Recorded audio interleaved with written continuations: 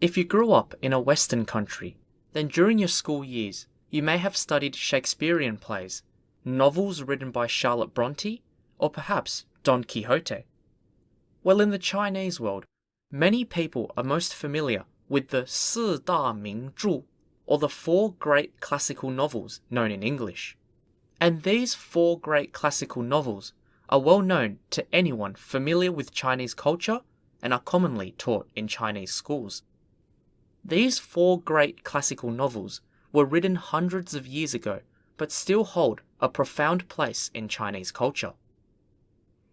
There are many stories within these novels that are awesome on their own, and one of my goals of my podcast is to tell some of these stories.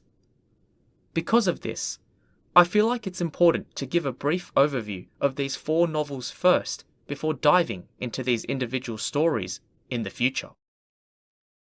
G'day everyone, and welcome to the Bamboo History Podcast. I'm your host Stephen, and this is a podcast about Chinese and East Asian history. If you enjoy this type of content, then please check out my podcast and subscribe to it. I also have an Instagram account too, which features visual content, teasers, as well as additional historical content, too small to fit into a podcast episode. So please check out my Instagram too, at Bamboo History Podcast. Thanks. To all my existing listeners, thank you again for your continued support of my channel. Okay now, let's get straight into it. Today's episode will feature the four great classical novels, or known in Chinese as the 四大名著. These are the four most famous novels that were written in ancient China, and command a place in literature similar to that of Shakespeare in English culture. You're all probably wondering then, what are these four great classical novels? Well, the four novels are, in order of the time that it was written, Shui Hu Zhuan, 三国演义, Shiyouji, and Hong Lou Meng. Okay, now let's start talking about each of these books individually so you know what they're all about. The first novel, Shui Hu Zhuan, spelt Shuizhuan, was written by author Shi Naian, spelt Shinaian, in the 1300s, during the late Yuan dynasty in China. In English, the book is known as Water Margin. Shui Hu Zhuan is set 200 years prior to when it was written, during the late Northern Song dynasty in the 1100s.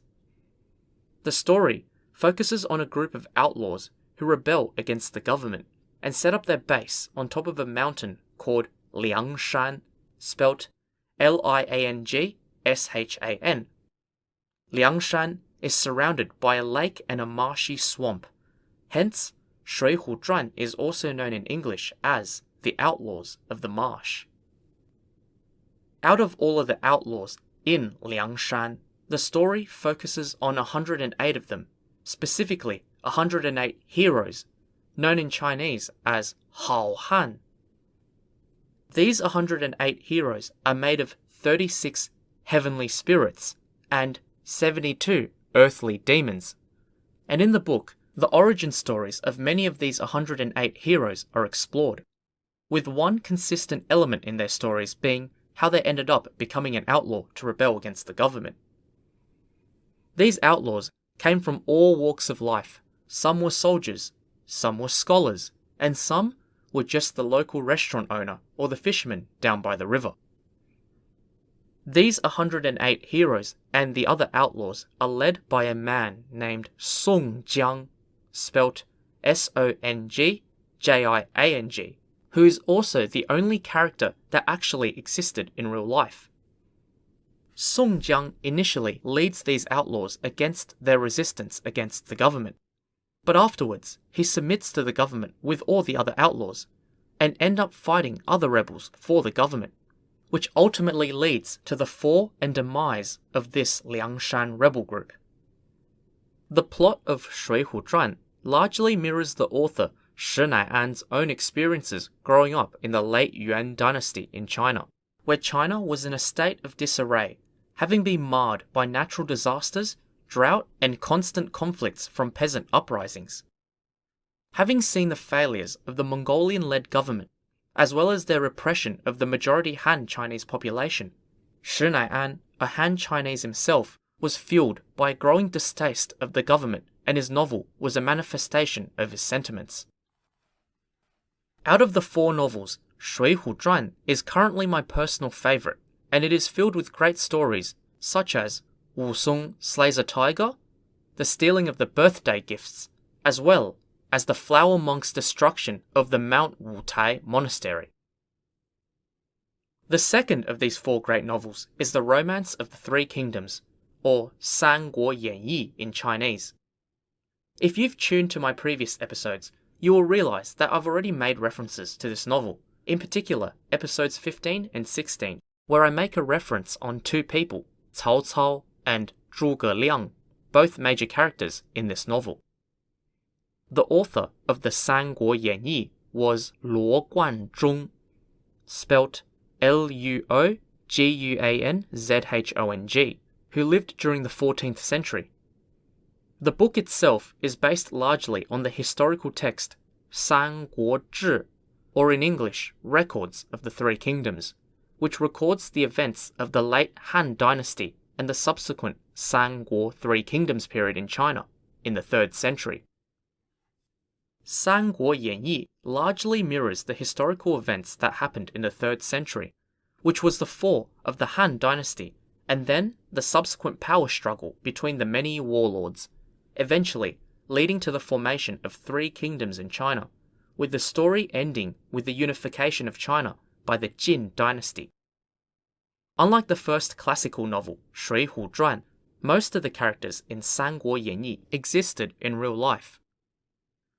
However, their personalities have largely been exaggerated in the novel, which have been expressed in the many stories in the novel which have become famous in Chinese culture. One example of this exaggeration is the Taoyuan San Jie Yi story, or in English known as Oath of the Peach Garden. In this story, a warlord named Liu Bei and 2 of his followers, Guan Yu and Zhang Fei, swore an oath to become blood brothers under a peach tree. In the oath, the 3 of them swear to save the troubled and aid the endangered, and that whilst they are not born on the same day, same month, and same year, they will all seek to die on the same day, same month, and same year. Although it was recorded in the San Guo Zhi that Liu, Guan, and Zhang were all very close like brothers, the oath under the peach tree never happened. Regardless, this story has had such cultural impact that the peach tree oath has inspired, for example, gangs like the Triads, who require new members to swear an oath becoming blood brothers similar to the one that Liu, Guan, and Zhang made 2,000 years ago. The stories in San Guo Yan Yi are unique, colourful, and everlasting, and range from stories relating to war, strategy, love, education, think Cao Chong and the elephant in episode 15, and also of morality. Whilst Shui Hu Zhuan gives us insight into the complexities of human beings, San Guo Yan Yi gives us great insight into the complexities of human society in general. Now, I want to move on to the 3rd great classic novel. The 3rd novel was written more than 100 years after the San Guo Yan Yi Romance of the Three Kingdoms, and this famous novel is called Shiyouji, and known in English as Journey to the West. Out of the 4 novels, Shiyouji is perhaps the one most suited to children, and as a kid I really loved watching the cartoon adaptation of Shiyouji. Like the previous 2 novels, this one is also loosely based on real history. The plot of Shiyouji centers around a Chinese Buddhist monk named Tang Sen, spelt Tangsseng, who journeys from China to India to attain Buddhist scriptures. On his journey, he's accompanied by 3 supernatural beings who are also his disciples. Sha He Shang, an underwater monster, Zhu Ba Jie, a pig, and the most famous and most powerful of them all, Sun Wukong, a monkey and known in English as the Monkey King. During this journey, Sun Wukong, Zhu Ba Jie, and Sha He Shang guard Tang Sen against all sorts of dangers, mostly from monsters who all believe they can become immortal if they eat Tang Sen's flesh. So most of the journey involves Tang Sen's disciples fighting off these monsters and rescuing Tang Sen from the clutches of death. During the journey, they also encounter many interesting places, such as a country with only women and no men, a river as wide as the ocean, and mountains filled with fires that burn eternally. Wow. This novel was written by Wu Cheng'en, spelt Wuchengen, in the 1500s during the Ming Dynasty, and was based on the Tang Dynasty Buddhist monk named Xuanzang, spelt Xuanzang.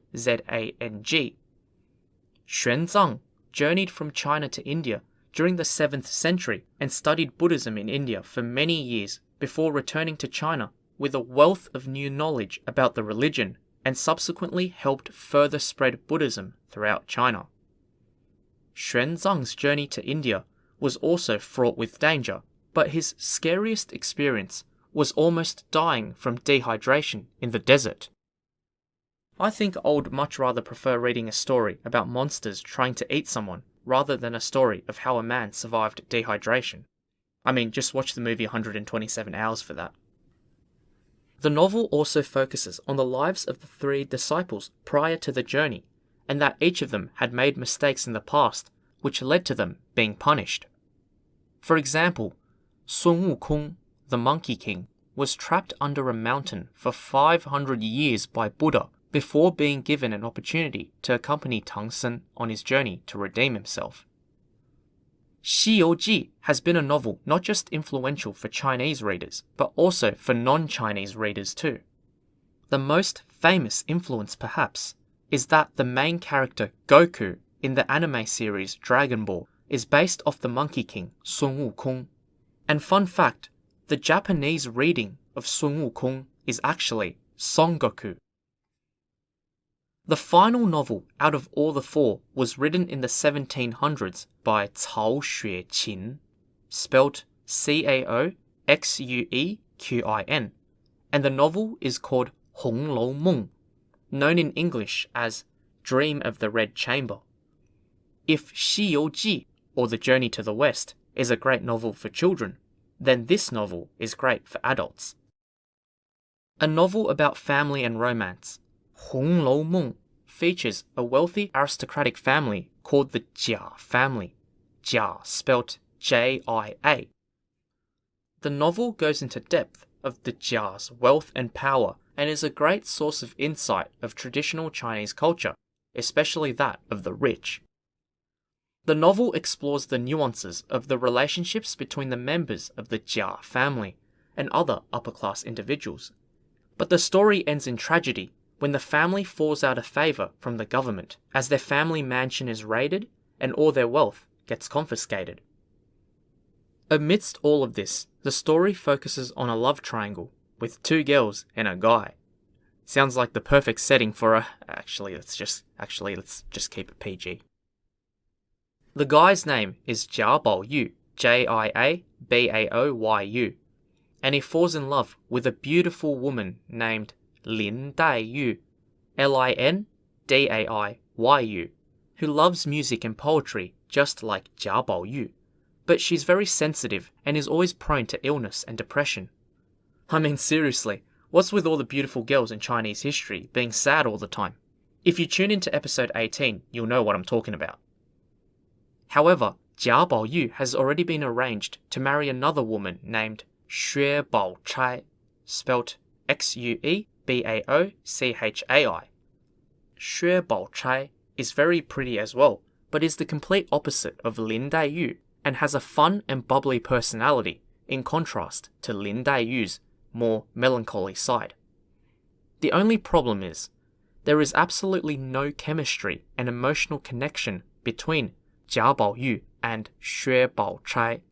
So when Jia marries her, he isn't really happy. Oh yeah, and I wanted to mention that these two women are both cousins of Jia Baoyu, so basically it's an incestuous love triangle as well. Nothing like good old ancient Chinese love story writing. The most interesting aspect I find with Hong Lou Meng is that, unlike the other three novels, the readers never get to know the time period that the story is set in. The story is set most likely either during the late Ming dynasty or the early Qing dynasty in the 17th century. But the author, Cao Xueqin, purposely made the time period of this story anonymous. Why would he do that? If we examine Cao Xueqin's life, we can see many similarities between his life and the fate of the rich and powerful Jia family. Cao Xueqin was also born into an upper-class family in the Qing dynasty, and the Cao family had close ties with the Manchu royal family, and their family's power reached its height during the reign of the Kangxi Emperor. Cao Xueqin's grandfather, in fact, was a playmate of the Kangxi Emperor, so they were good friends. However, after the Kangxi Emperor died, the new emperor, the Yongzheng Emperor, didn't like the Cao family and purged the entire family, confiscating all of their money and wealth. As a result, Cao Xueqin grew up in poverty with his family. Hence, it is thought that the Hong Lou Meng novel was a way for Cao Xueqin to criticize the Qing dynasty government for whom he believed caused their family's downfall. But to avoid getting into trouble with the government, he made the time period within his story ambiguous so as to prevent any links to the Qing government that he was criticizing. So yeah, that was a brief overview on the 4 great Chinese classical novels, all of which form a big part of Chinese literature, and of which its stories are famously told all around China and beyond. If you want to go deeper into Chinese literature, having a read of these novels, or even watching the TV show adaptations, is a great way to start. That brings an end to this episode. Now that I have introduced these novels to all you listeners out there, I will be now posting stories from these novels in my future episodes. I hope all of you enjoyed this episode. Please don't forget to subscribe to my podcast to tune into more exciting content like this. A reminder to also follow my Instagram too, at Bamboo History Podcast, for visual content, teasers, and additional historical content too small to fit into a podcast episode. If you would like to contact me with comments, feedback, or topic suggestions, please do so. Either DM me on Instagram or email me. My email address is in the description box below. Okay, time to go now. Whether you're feeling rebellious, in search of a peach tree, fighting monsters, or keen to reach out to your cousin, I wish all of you the very best. Have a great day or evening, and I hope to see all of you next time on the Bamboo History Podcast. Bye for now.